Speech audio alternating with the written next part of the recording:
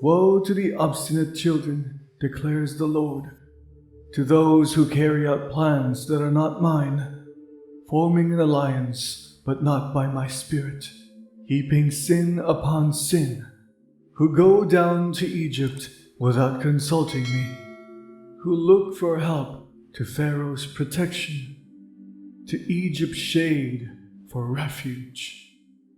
But Pharaoh's protection will be to your shame. Egypt's shade will bring you disgrace. Though they have officials in Zoan, and their envoys have arrived in Hanes, everyone will be put to shame because of a people useless to them, who bring neither help nor advantage, but only shame and disgrace.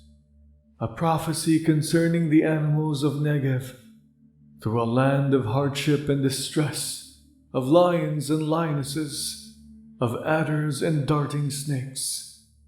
The envoys carry their riches on donkeys' backs, their treasures on the humps of camels, to that unprofitable nation, to Egypt, whose help is utterly useless. Therefore I call her Rahab the do-nothing. Go now, write it on a tablet for them, inscribe it on a scroll, that for the days to come it may be an everlasting witness. For these are rebellious people, deceitful children, children unwilling to listen to the Lord's instruction. They say to the seers, "See no more visions," and to the prophets, "Give us no more visions of what is right. Tell us pleasant things, prophesy illusions. Leave this way, get off this path, and stop confronting us with the Holy One of Israel."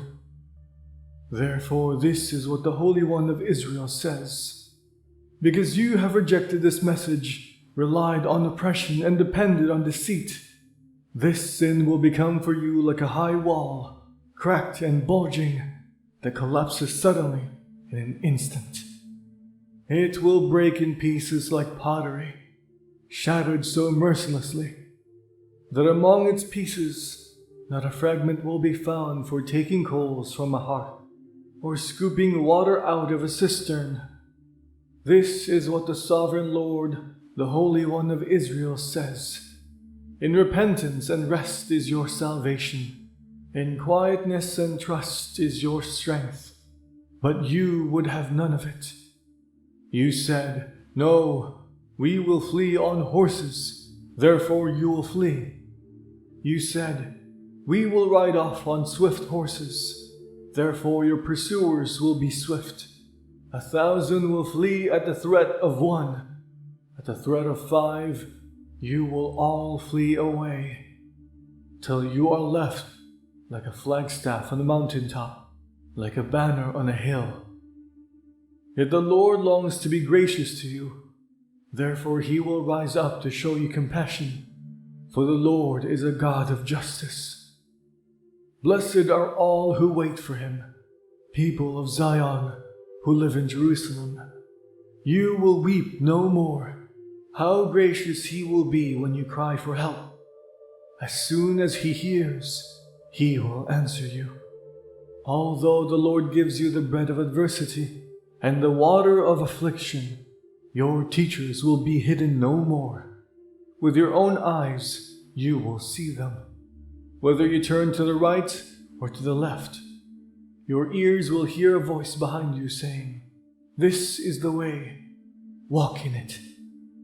Then you will desecrate your idols overlaid with silver and your images covered with gold. You will throw them away like a menstrual cloth and say to them, "Away with you." He will also send you rain for the seed you sow in the ground, and the food that comes from the land will be rich and plentiful. In that day your cattle will graze in the broad meadows. The oxen and donkeys that work the soil will eat fodder and mash, spread out with fork and shovel. In the day of great slaughter, when the towers fall, streams of water will flow on every high mountain and every lofty hill.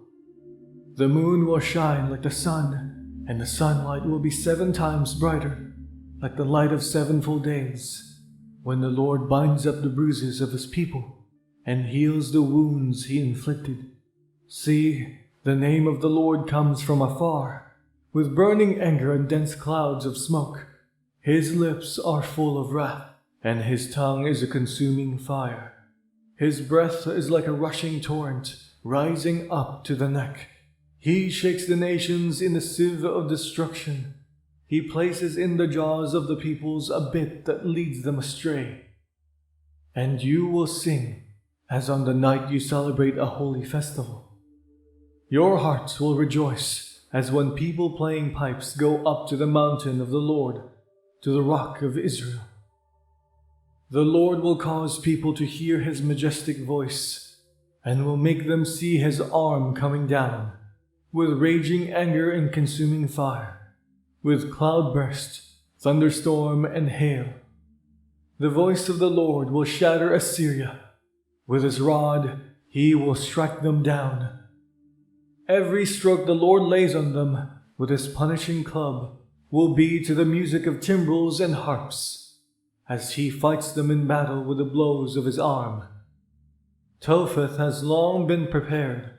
It has been made ready for the king. Its fire pit has been made deep and wide, with an abundance of fire and wood.